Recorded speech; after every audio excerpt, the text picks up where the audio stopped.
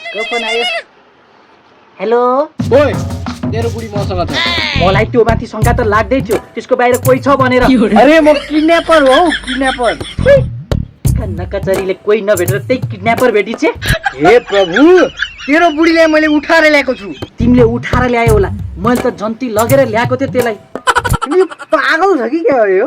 जे भए पनि त्यसलाई खुसी राख्नु है अब।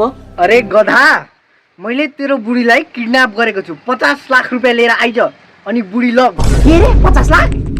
50 लाखमा त म 3टा बिहे गर्छु। त्यो बुढी तैलाई चुपचाप पैसा लिएर आइज नत्र म तेरो बुढीको जिब्रो काटिदिन्छु बुझिस्?